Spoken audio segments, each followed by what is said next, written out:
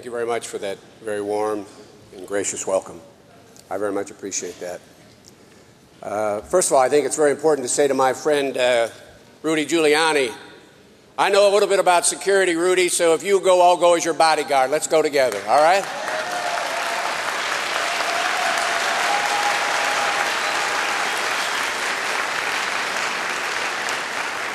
We'll take Kennedy and Mukasey and Wes Martin with us, and frankly, ladies and gentlemen, they'll need an Airbus. They'll need an Airbus to take everybody over to Camp Liberty and Camp Ashraf.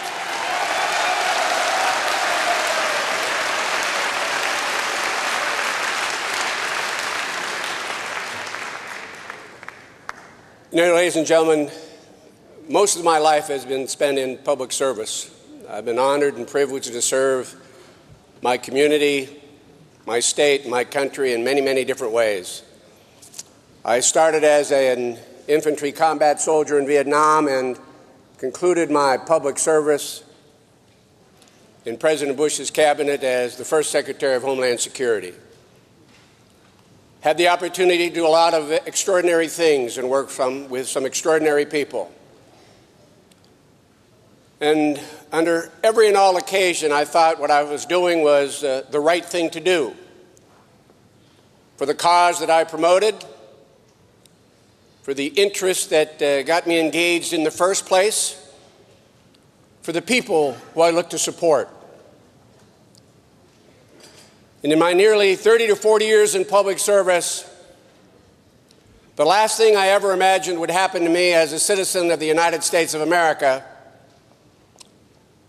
would be my own country questioning my motivation, my own country questioning my patriotism, my integrity. It angers me a little, it disappoints me a lot, and I guess at the end of the day, it just saddens me.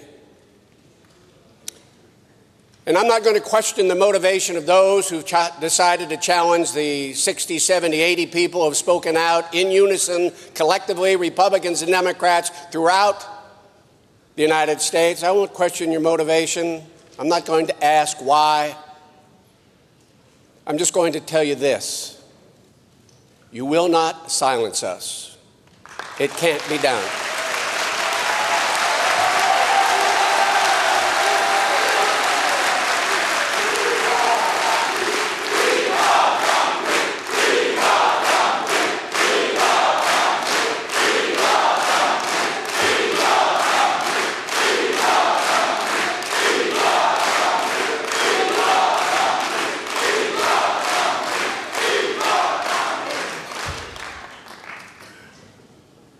If who's ever responsible has a moment of quiet reflection, I suggest that they just take a look at the Constitution of the United States, the Bill of Rights, and particularly take a look at that First Amendment.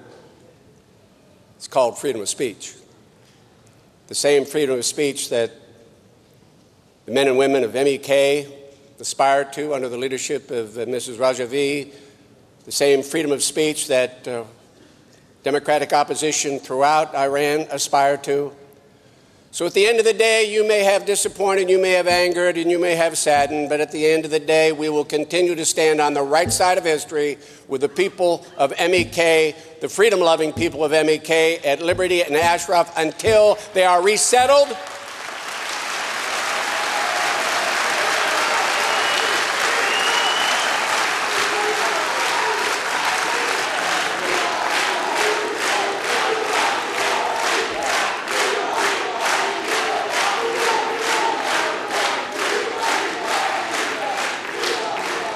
And I'd like to think that sometime in the near future, all of us who get on the Airbus with Rudy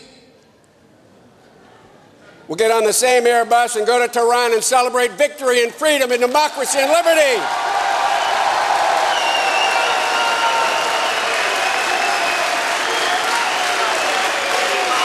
That's right.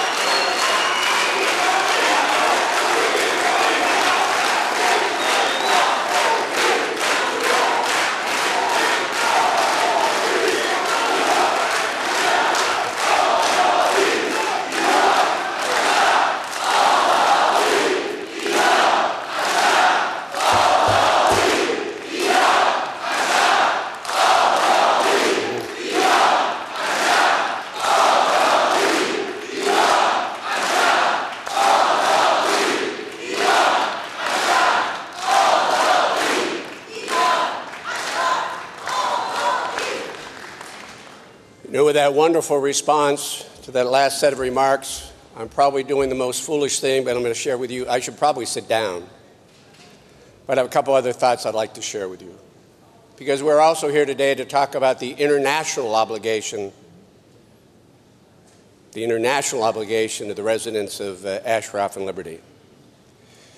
Now, the Western world primarily, but in general, the global community has enshrined its commitment to human rights, to social justice, to freedom, to diversity, in many, many documents. There's the UN Charter, there's the Declaration of Human Rights of the UN, there's the Geneva Convention. It's enshrined in the democracies and charters and documents throughout the world. And one wonders the last time that those responsible for the fate of the Ashraf residents looked at those documents and the principles that they embodied. You know, I have a very difficult time as a soldier looking, and I think my friend Wes Martin is here, who lived with the men and women of Ashraf for a long time. I have a very difficult time looking at that video.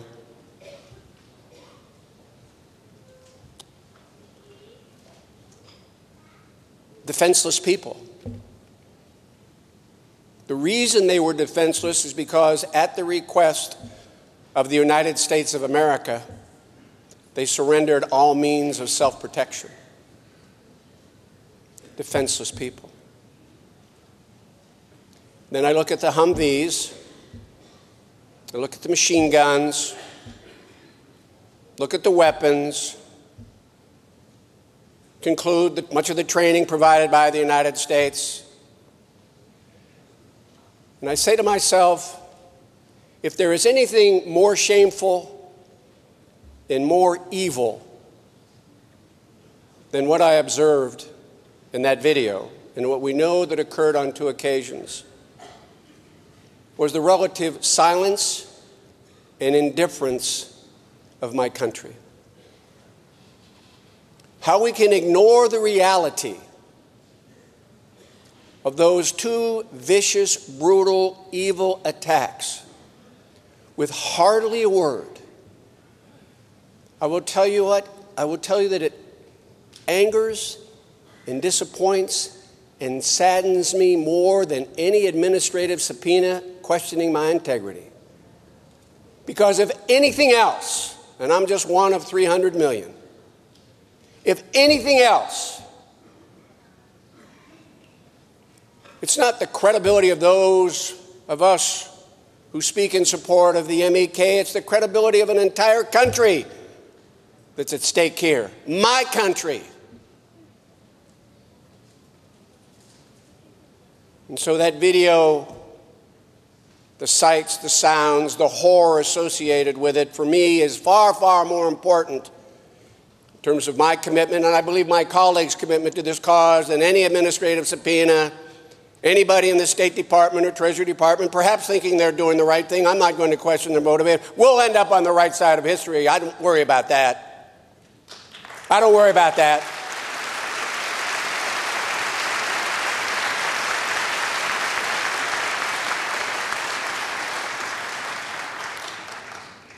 So we'll try to distill this just into a couple final observations for you. The international obligation, in my judgment, starts with the United Nations, well-intentioned, but to date relatively woefully, sorrowfully ineffective, number one. Number two, making promises they haven't kept. I'm not willing to say they misrepresented, but it sure looks that way to me when you show a picture of one camp in perfectly fine condition and you assert that there were 5,500 American troops living there. It's just fine. You can move in.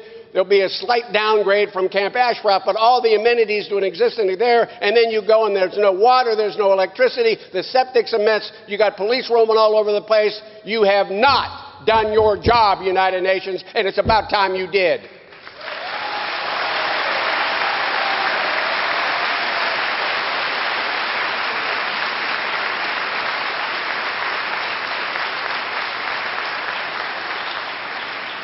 For whatever reason, We let Maliki convince the UN that they even had to leave Camp Ashraf is beyond belief, in my judgment. Perfectly situated to engage them, do the interviews, and move people out in that process. But whatever reason, and again, Mrs. Rajavi, your leadership is challenging as it is, in many conversations with us, we feel partly responsible for that because we said you have to show good faith. We want to assume good faith on the part of the UN. We want to assume that they want to do the right thing by these men and women, so make that first move of 400. A disaster. From the time they got on the bus, and it took them 24 hours to get there, till the time they arrived, and no material change in the conditions. And then they asked, let's move another 400, and you did, and another 400, and you did. At some point in time, the indifference, the fecklessness of the United Nations has to be brought to the attention of the broader global community.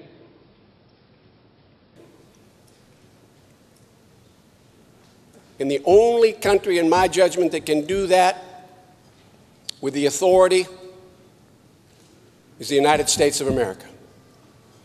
And it's about time that we lived up to that document, that signed document, executed by a United States military official, a general, and we said, we'll provide for your safety and security.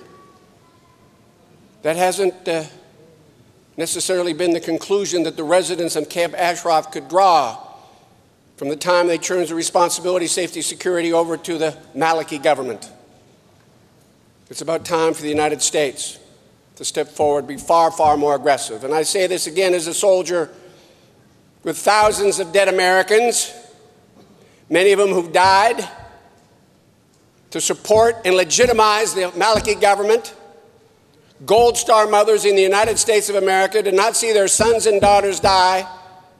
Raise a despot to create a government that ignored the basic human rights and social justice issues at play. The United States' credibility is at issue. The lives of thousands of Americans are at issue. And I know everybody's being very respectful, and we always will in our country with our President and our Secretary of State, but it's about time they got a lot more aggressive. It's about time they reminded the Maliki administration why he's there and how he got there, and who sacrificed in order to get him there.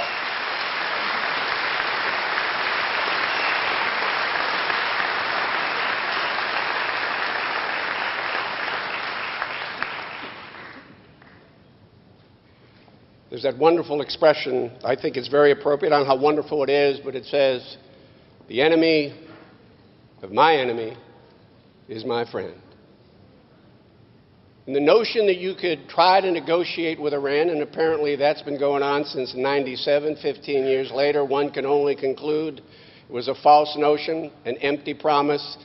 Certainly nothing material and positive has occurred during 15 years. Time for negotiations are over. If you want to send a message, to Iraq and Iran, and if you want to show them how serious we are about a non-nuclear Iran, how serious we are about promoting human rights, social justice, democracy in the region, how serious we are about the rhetoric that we've used toward the Arab Spring, but we now need it toward the purging spring, I'll give you one simple, easy idea. Delist the MEK.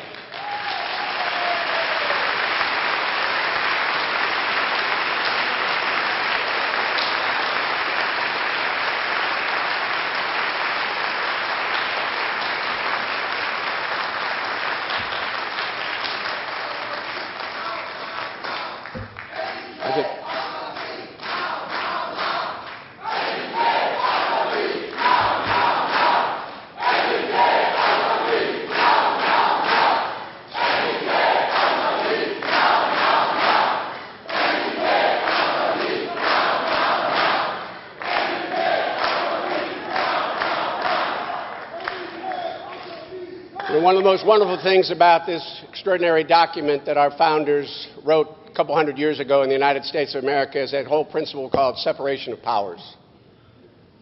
The executive branch made a decision to put the MEK on the foreign terrorist organization list.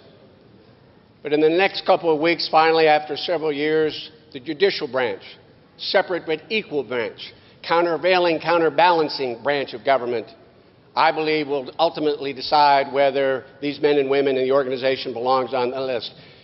We're not perfect in the United States, an imperfect system designed by men and women.